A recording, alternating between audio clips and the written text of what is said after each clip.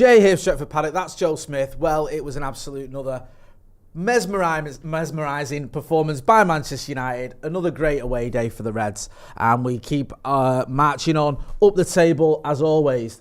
I mean, Joe, where'd you start? We're just not very good, are we? No. Honestly, I can't get my words out. I'm not annoyed. I'm just trying not to swear, which is difficult. But, I mean, me and you were on the watch along. From goalkeeper to defensively to midfield to attack, we've just got issues all over the pitch. If we're just going to go sort of roll it back a little bit to the beginning of the game, you mentioned it hard. First 45 minutes, pretty drab, not a lot happening, but acceptable, I think, to a certain degree. You can go, okay, we need to kick on. Second half, Wolves get a goal. Second half, and it's a red card almost immediately. Was that it then? Was that what changed the game, do you feel, the red card? Because up until then was it 0-0? Or do you think that the game was lost anyway because we've just not been good enough? Yeah, I don't think the red card changed the game any more than we just played with 1/11th less, if you know what I mean. Like, it didn't really give them much momentum. We didn't really look that much worse. We were just poor the whole game.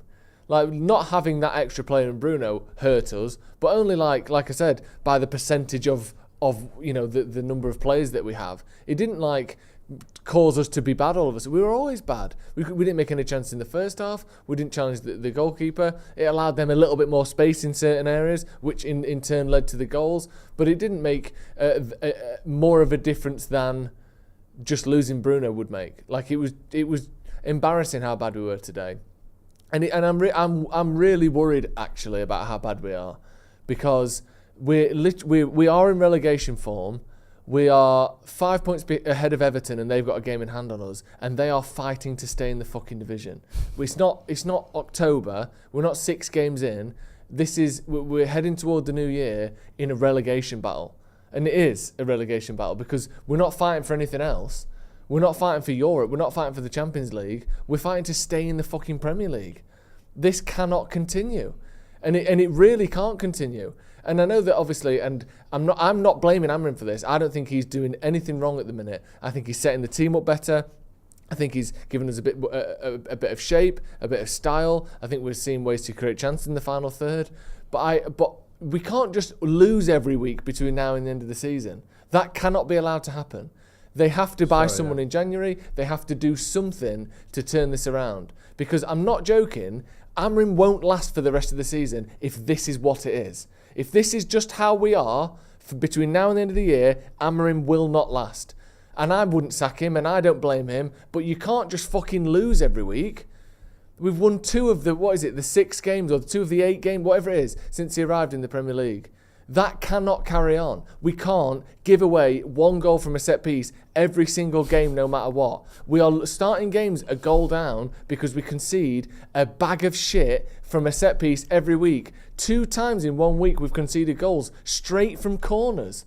I have never seen Manchester United score straight from a corner in the thousands of Man United matches I've watched in my life, or however many I've seen. I've never seen us do it, I don't think, and we've had it done to us twice in a week.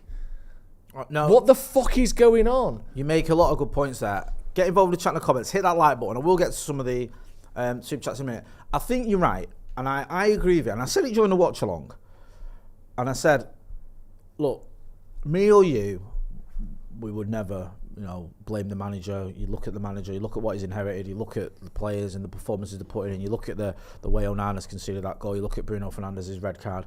That's mistakes from individual players who should know a lot better. I'm not blaming manager. But INEOS, I'm looking at INEOS. You've got a guy who's 70 odd years old who wants United turned around sooner rather than later. He's already got rid of someone he brought in the summer with all this fanfare. He's going to be looking at this and going, look, if it continues and it carries on, I'm going to make changes. And I don't know if those changes are going to be Jason Wilcox or Omar Barada or Dave Brailsford. I don't think they will. I think he'll be looking at the manager. I'm not saying that Ruben Amorim should get sacked or anything like that. I'm saying that INEOS have form for it at Nice. They've got form for it at Manchester United already, what they did with Dan Ashworth. They've got form for it what they did with Erik ten Hag after they gave this big fanfare and this big thing about, we're going to keep him. And then 2 months later, they got rid of him. If Ruben Amorim carries on losing football matches, I fear for him under this regime. I really do. I'm not saying he deserves it. That's not what I'm saying. I'm saying there's a difference between a preferred 11 and a predicted 11. I'm saying I could see INEOS doing something drastic. Yeah, and then we're right back to fucking square one if we do. 100%. Because they are proving them. I'm not saying we're like 3 steps of theoreticals ahead here. Yeah. So let's not get 10 years down the line. But this can't. What I do know is this can't carry on. We cannot be in a relegation battle this season. No. It doesn't matter who's in the dugout. It doesn't matter who owns the club. None of it matters. Man United, what are we? The fucking 3rd richest club in the world.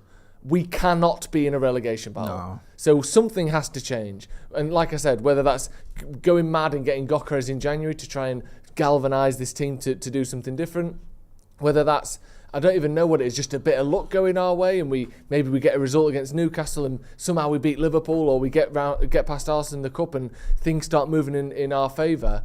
Whether it's selling Rashford, bringing him back into the team, I don't know what it is, but I can guarantee Amorim will not last for the rest of the year if we are 15th in May. He won't. I'm going to get in some super chats, and then a few people mentioned Bruno. Someone keeps spamming it. He's been putting a time out because you don't have to say it 100 times. I'll go in some of the super chats and we'll talk about Bruno Fernandez and the sending off, because obviously, regardless of whether United are going to lose it, there's no denying that your captain getting sent off for a silly second yellow is ridiculous and obviously had a negative effect on Manchester United in this game. Fergal McClellan says, need proper analysis on what's going on. I know Rangnick wanted to call, but more than half of those who've been let go, and yet it's worse. Another mismanaged season, and you aren't long becoming Leeds. Way like Reduc says, players have always been average, but maybe the coach is out of his depth. Philip Owen says, I'm sorry, but who was playing the left today? Why didn't Garnacho start? You genuinely believe Below is a threat? On? It's like, I'm not blaming Garnacho, but everyone looks shit at the moment. Yeah, they do. Like I know that the players aren't good enough, open heart surgery, all these things.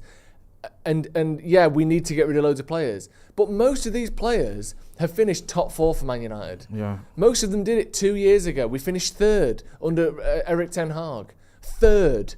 Wolves haven't finished 3rd since 1958 or whatever it is. The teams we are losing to and struggling against, Ipswich, Wolves, Bournemouth, Forest, they haven't finished 3rd in my fucking lifetime. They're not that bad. We haven't got, Xerxes wasn't the whole difference. But, getting rid of Cristiano Ronaldo and bringing in Xerxes, a 38-year-old Ronaldo, hasn't made us go from fucking 3rd to fighting off relegation. It's not, the players aren't good enough, but it's more than that. Obviously, is this the 6th worst team in the country, in the league? Of course it isn't. Like Bruno Fernandez, he's a disgrace today. Whatever you want to say about him, it's terrible. He cost his team. Probably he cost us the game, but he isn't that bad. All of these players aren't as bad as we're seeing. Something has to turn it around. This is where the likes of Wilcox and Berardi, instead of just being, and Jim Ratcliffe, instead of just being people who bring people in and then sack them when it doesn't work, you have to fucking fix it as well. It's not your job just to sack people who don't make it work. You have to actively make it work. You own the club. Like, it's not just, let's bring someone in and when they fail, it's all on them. This is on you. You can't just be fucking 15th in your first full season. This is a disaster. This is the worst we've been in my fucking life. You have to fix it. They can't just, let's blame someone else. No, blame yourselves. How are we here? What is going on? We'll get into. I'll come back to that in a minute. Way like Reduc says, players have always been average, but maybe, I think I've already read this, but the coach is out of his depth. Philip Owen, I'm sorry, but he was playing left today. Yeah, we've done that. Subben, we are in a relegation battle. That is a fact. Bruno, what is he doing? Totally unacceptable. Jack Curry, I'm going to get to Bruno in a minute. It's obvious the players are the problem. They don't want to adapt to the needs of the manager, struggling to handle basics, sell a lot outside of Ahmad Ugarte and Maz. Gabe Wolf says, do we still think Bruno will be player of the month? Up the Paddock boys, thank you for all you do. 7-inch Destroyer says, I miss Eric. Bring back Rude, Amorim fraud. Abhinav Verma, member of the Academy for 44 months, says, you can't make a mistake with every manager. There is a basic issue with fitness. Something is up. Why are our players such divas? Maya Amateur says, Joe is right. At this rate, Amorim will be sacked. And to be fair, there are examples of this from Chelsea, Potter, etc. This looks like a case of the entire morale of the club being in the gutter. Dana Vaziri says, 3 in the back obviously isn't working. Let's talk about Bruno Fernandez then. Yeah. I'm really annoyed with Bruno for this one. The first yellow, I can't even barely remember it. You might argue it's soft, whatever, but he's on a yellow. He knows he's on a yellow. You come out in the second half. That second yellow is as straight yellow as you can get. There's no debate. There's no question. There's no arguing. It's almost an orange one, where it's not a red, but it's a fucking definite yellow. Like 100% that is a yellow card, and it is a bugbear of mine. I think when you're an experienced player, you know you're on a yellow card. The referee's right in front of you. They're on the edge of their box. They're going fucking nowhere, and you're basically putting your studs down the back of someone or down the side of him, whatever it was. It was stupid. It was stupid, and at that moment, I don't say that was it. United had to lose, but at that moment, it felt like United had no chance of winning. Yeah. I did not see Manchester United from that point on winning that football match. Maybe we could still get a draw, and I think right up until maybe even the 94th minute, I thought we might get an equaliser, but there was no way we were going to win that after that. It was just brainless. Yeah, it was. It was just idiotic, and I know one of them wasn't his fault, and it was overturned. But this is the third time he's been sent off in the last sort of 2 months. 2 of them in the last few games of Erik ten Hag's career at United. It's ridiculous. And this whole thing of him, there's the criticism that you get of him being, like a bit of a bozo gene and doing stupid things, and you just think he's just proving the haters right at the minute.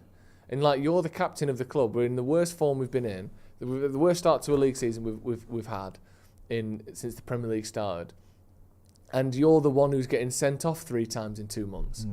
Come on. How is that? Like, I get that he's probably trying a bit extra. He's trying to do a little bit extra actually to overcome the fact that we're not really doing it and it's not there. So maybe he's trying too hard and that's what's doing it. But you've got to be better than that. They've all got to be better than that. And this is the thing. Like, we talk about the manager and all that, but we have to back the manager. We have to back something. There has to be something that we sort of rally behind. Because otherwise, all of our energy will just be purely negative. And I don't want it to be purely negative. I like to think I'm quite positive when it comes to Man United. We have to back the manager. And if INEOS start erring towards, or we start hearing rumours that... Because you know what it'll be? It's always the same thing. The players didn't like him. Well, they weren't sure in the first place. He seems like he's out of his depth. X, Y, and Z reasons why, actually, let's just say right now, we didn't get it right with Amorim. Let's nip it in the bud and get someone else in. No. Like, he's obviously an outstanding manager, and we're not seeing anything close to that at the minute, with literally the worst we've been. So we have to do something and make a stand somewhere, and I think that what we're seeing from Amorim and what he's doing makes a lot of sense. I can't really comprehend how him as a manager is overseeing these players putting in these sorts of performances with these... Well, the performances aren't even that bad, but the results are just truly woeful. Brian Kevill says, Bruno is our Robson in an underachieving side. Leave the lad alone. Right. Come on. He's just got sent off. And leave the lad alone. You can't ignore that. Do you know what I mean? Like, I don't think you get many people that praise Bruno Fernandez more than we do on this channel. But when he's getting red cards, you can't just say, "Oh well, that doesn't matter." No, or just ignore that. It's silly. Do you know what I mean? Like that's sorry, but he's open to criticism, and especially as an experienced pro. He's given away. He's just got a silly second yellow. I'm sorry, he has. Slogan 1876 says, Amorim will be out before the end of the season. We are in a relegation battle and we can't sign much in January. The current bunch can't play. Kevin Keelan makes me laugh. He says, idiot channels like this piss Rashford off. Now they're slating Bruno. This fan base deserves everything that's coming. Yeah, cool. we were really harsh on Marcus Rashford. We've never stuck up for him. If you say that, you've obviously never watched this channel. That's one of the daftest things I've ever heard. Cheers for the super chat, though. No, it was just a normal chat. I just read it because it was just so ridiculous that I just couldn't believe what I was seeing. You know, we get hammered for being too pro Marcus Rashford, and then you say it's because of us he wants to leave. Slogan 1876. Oh, sorry, I read that one. Subend says, I like Ahmad, but he was half the player compared to Mateus Cunha. We need players with that character and physicality. We tend to hype the players too quickly. I think part of the problem with Ahmad Diallo, maybe he does get overhyped because, to a certain degree, because he's one of our few shining lights. But also, it's not helped when you can see the opposition like crowding him, going, he's the danger man, let's get on him. And then who else is offering anything else? Who else is sort of taking advantage of the fact there's probably gaps in the pitch because of the focus on Ahmad? No one. And it shouldn't all be on Ahmad Diallo, and yet it felt like it was. And that's part of the problem. It's a combination of those two things. Rice Milk says Amorim in. Badger Boy says Ahmad made Totti look decent. AB says this isn't a manager issue. The best manager in the world couldn't save these players. But I know. But the thing is, though, how many? I've just said how many of these players finished third 18 months ago?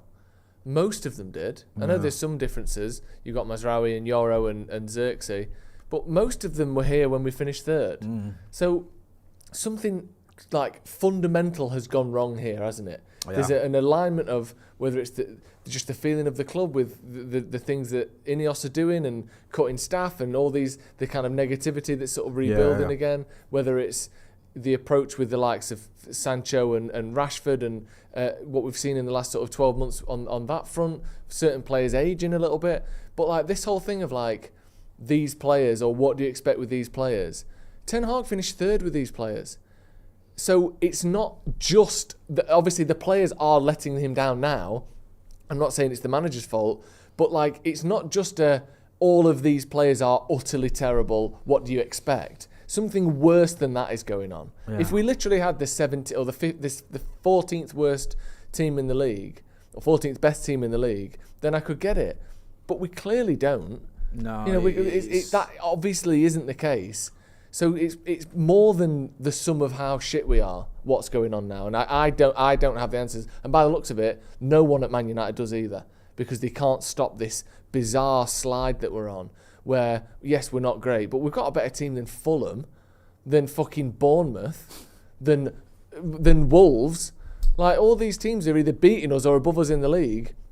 We're not this bad. No, and yet we are this bad. May says that I want to talk about this as well. That first goal, Onana in no man's land. I mean, crazy. The issue, you could argue that he's got attackers in front of him, whatever. That happens to every single goalkeeper in every single corner, and I don't even think they're jostling him that much. No. Certainly not enough for VAR to look at it. It's a goal. It is a goal. It's not a foul on the goalkeeper. It's a goal, and the goalkeeper for me has made an absolutely catastrophic error there. He's just had one, hasn't he? There's no point in sugarcoating and saying, oh, well, there's this. You made the point there. For the Tottenham one, where Bayern was equally as horrible, at least you could say the player had his hand on Bayern. I felt it would have been soft to give it as a free kick. Steve disagreed. He thought it was a free kick. I thought it was a foul. You thought it was a foul. I just thought yeah. I was just, as for me, it was he should have been stronger. But I can see your and Steve's point of view that that he's obviously the lad's put his hand on him, but he didn't have anyone having his hand on him. Onana. No. He's just misread the flight of the ball. That's what he's done. He's jumped at the wrong time. Yeah, like he's gone too close. He's gone forward. Yeah. when he shouldn't have gone forward. No, he misreads the time of the ball. Yeah, it comes in at a difficult angle, but it's just bad. And if you watch the footage of him afterwards, he's going like this. Yeah. That's not him. Later on, he then decides to go and have a shout at the ref. But as soon as it's gone in, he stands up.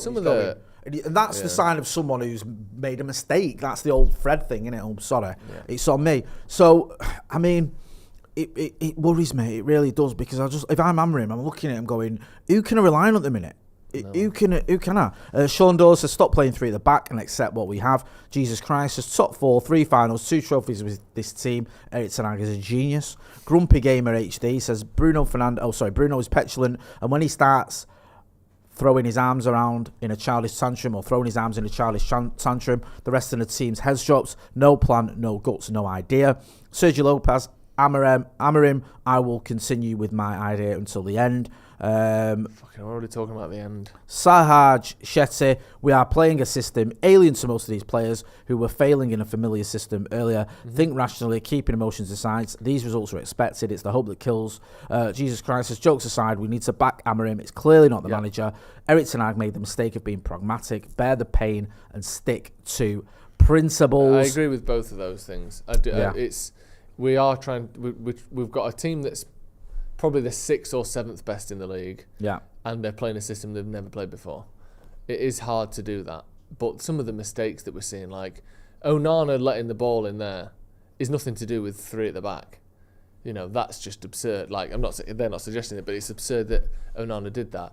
Mazraoui giving a penalty away the other day and sliding in for no reason. That's just that's just stupid. He's a fullback who's expected to track his runs. It shouldn't matter whether you're playing 3 at the back.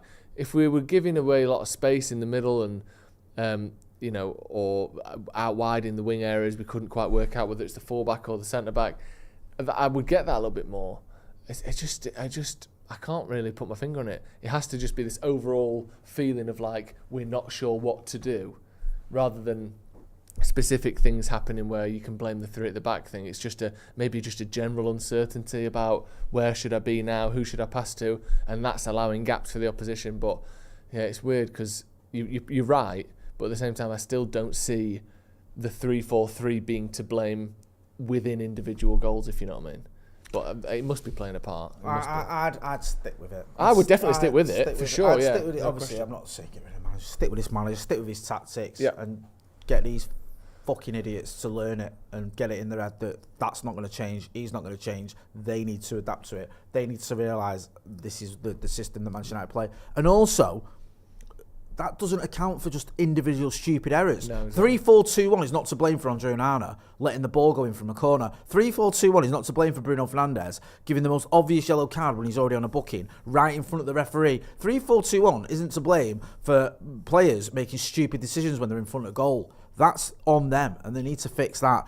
Brian Kevill says, Onana doesn't know if he's a goalkeeper or a player, zero presence. May as well have Johnny Bravo or MacGyver in goals. Suben says, Amarin can only be blamed after he has spent half the money that Ten Hag wasted. I mean wasted, not spent. I will keep backing him until that time. And also, Rapidaz says, it was a foul on Onana. The guy in front of him held both of his arms down.